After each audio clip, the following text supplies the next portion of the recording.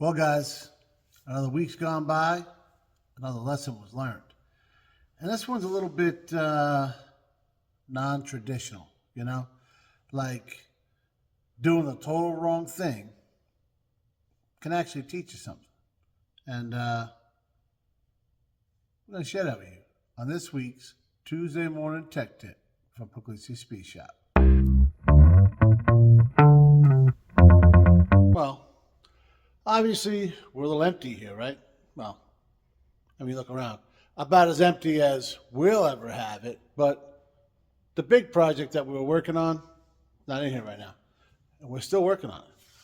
That was my 2019 Toyota Tundra, right? We were doing a lift on it, or we did a lift, or a leveling kit, or semantics, however. We made it higher, right? We did that, and if you saw the video, which I hope you did, we spent the first 5 hours of that job getting our asses straight handed to us. Me and old Wade were just, guys, I was getting frustrated. I was one step before, like, I'm going to start throwing tools. I think I was going to sell the truck as it sat. Guys, it was driving me bananas because we did everything 100% by the book. Because why wouldn't you, right? I mean, that's how you're supposed to do it. That's why the book is there. That's what they tell you anyways. And, well, wasn't working out. So we did everything 100% by the book until we didn't, is basically what I'm telling you. And we missed a couple of key things, guys. And it caused me to get frustrated. It caused old Wade to look at me like I was crazy. And, well, guys, it made the whole project take longer than it ever should have. So we're going to sit down, and I'm going to talk to you about that, and hopefully, prevent you from doing the same thing. So, you guys should remember, it was only a couple of days ago, we were doing the leveling kit on my Tundra, right? Or, as it says in the instructions right here, full lift kit. Like I said, semantics, doesn't matter. That's what we're doing.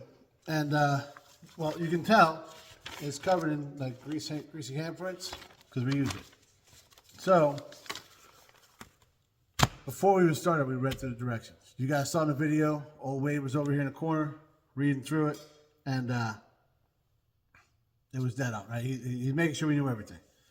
And as we're going through, we went line by line, guys, the whole way through.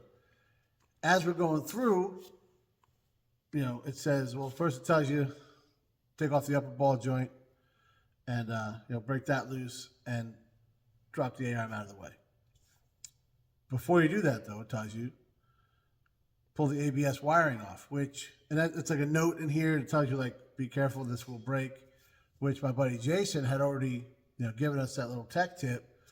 So we're like, okay, this is something that we know is not in other instructions because people mess it up. It's in here, so we're super confident that this is legit, right? Cool. Maybe a little too confident because we got everything disconnected. We pull the A-arm out of the way. We pull the old strut out, and we know it's tight. So we're like, this is going to be rough trying to get this thing back in. And it was, I promise you. So we put the spacer on, so now there's less room, right? So that upper A-arm doesn't, it moves, but it doesn't hold that strut. It goes in this little pocket, and there's no adjustment there. So we're in there trying to do this, and it's just, let me show you this, guys. You ready? We're trying our damnedest to get the lower A-arm lower. Yeah, you get it. Further down to where we're pushing on it. Old Wade's prying on it with this pry bar. Well, not pry bar. It was a breaker bar, you put on the end of your brake, get a little more leverage. Yeah, this used to be straight. He was standing on this thing as I'm pulling on it and trying to get it didn't work. Guys, if we would have followed the directions, we'd still be there trying to do it right now. And it was like 2 weeks ago. It tells you in here.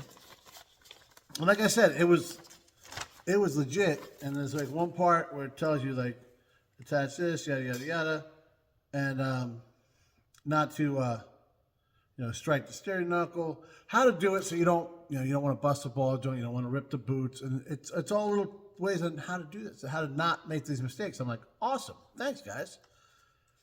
And it tells you not to break the bolts loose on the lower control arm, like where the swivel, the attachment point. It does not do that. So why does it tell me not to do that? So the reason is there's cam bolts in there, and that's where you get all your adjustment for your alignment.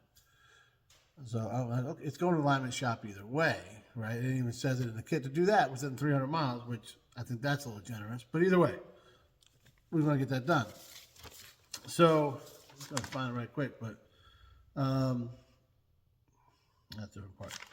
Anyways, it tells you not to do that. So after a couple hours of that, I'm not even exaggerating, then we decided let's try and compress the strut, which that probably wasn't going to happen, but we got bought a new tool, tried doing that. We got closer, it still wouldn't get in there. I was like, you gotta be kidding me, man. And I'm losing my damn mind at this point, right? I'm like, F this truck. I'm just gonna get rid of this thing, because you guys know I was kind of on the fence a few times about getting rid of it, just because I'm not a big fan of new stuff. Although the truck is great, super comfortable, does everything I could want and more, tons of power, all that. We like what we like, right? So I'm like, and every time Megan will talk me out of it, and usually Jay's right there, like, "What are you doing, guy?" But that's you guys. I did a video. I was going to get rid of it, and then I decided no. I did a couple things. And I like it, So when it's not working out, I wasn't liking it. Right? It didn't take a lot to push me over that edge, which is ridiculous, but whatever. So we finally we take to YouTube and we watch a couple videos, and every one of them they remove the bolts that it says not to remove, or at least break them loose. So I'm like, let's do it, dude. Now, mind you, we had the worst leverage angle ever to do this, and now we're working with a bent pipe too, so that didn't really help. For breaker bar status, the impact was doing ugats, nothing, right? So we're on this thing. The torques are in here. 144, not too bad. 227, that's a little snug. Okay, yeah. So, yeah, it was getting up there, right? To the point of, I think it Brent. Today, Junior? I'm gonna try again. Bent the breaker bar, or this piece of pipe, even worse. And yo, check this out. That was straight. All right. And this is like old school, man. So it shouldn't be. Yeah. These torques were serious, man. They were all there, and we finally broke it loose. And the second we did, the lower control arm went, and the thing fell together. So we put it back together. Somewhere in there, we enjoyed Wawa sandwiches, because old Wade's here, we're going to eat. That's just how we do it, all right? Pocket chicken's real, you know what I mean? And we got to the other side. We did break the ball joint loose. We didn't even have to do that. We didn't need, we didn't break it loose. We pulled the cotter pin, and we broke the bolt loose. We never and dropped it though. Because we're like, why are we even doing this, right? So we got underneath, we pulled it, dropped the lower control arm the same way. And actually this one, for whatever reason, it broke free a lot easier. And 45 minutes, guys, we were done. No, I'm not kidding you. It was 4+ hours. We were here till 2 o'clock in the morning. We were both like zombies. And we took a beating, right? But although I got upset, I never should have, because now we got the lift done, and I love the truck again, guys. You'll see the rest of that in this week's episode, and you'll understand why I love the truck again.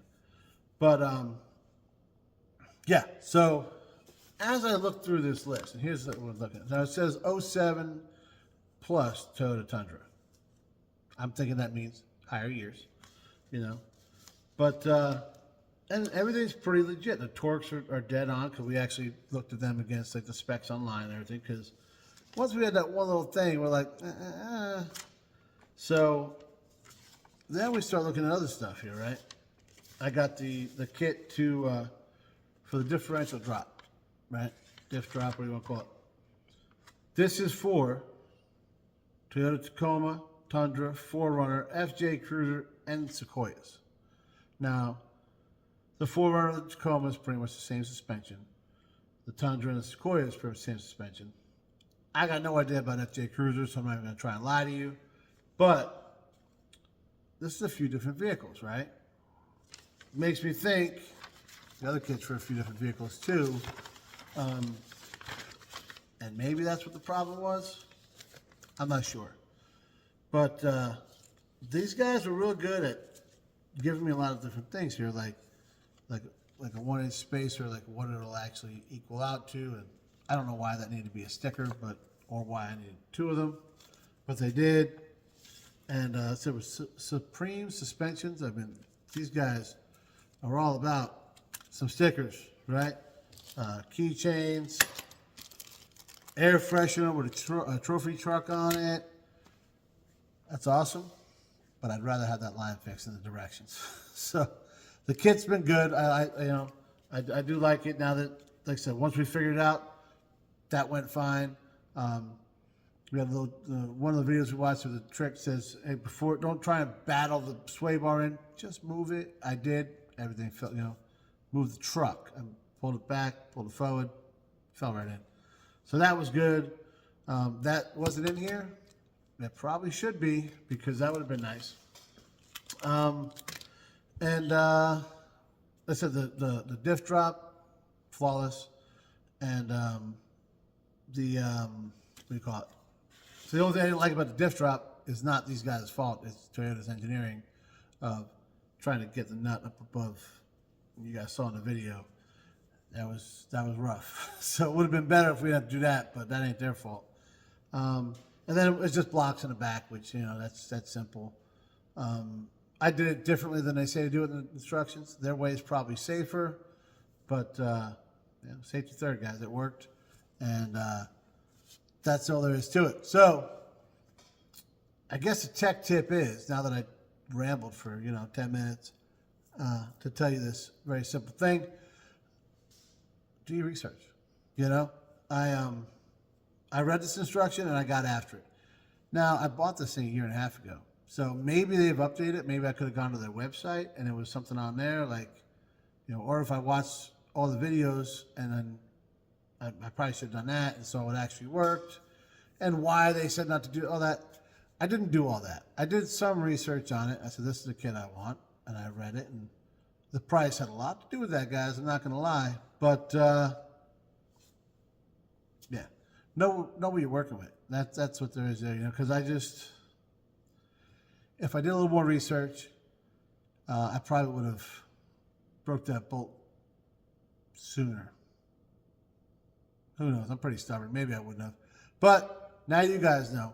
So if you're trying to do it just by pulling that upper ball joint, good luck. If you can get it, you probably broke something else, guys, because we were damn close.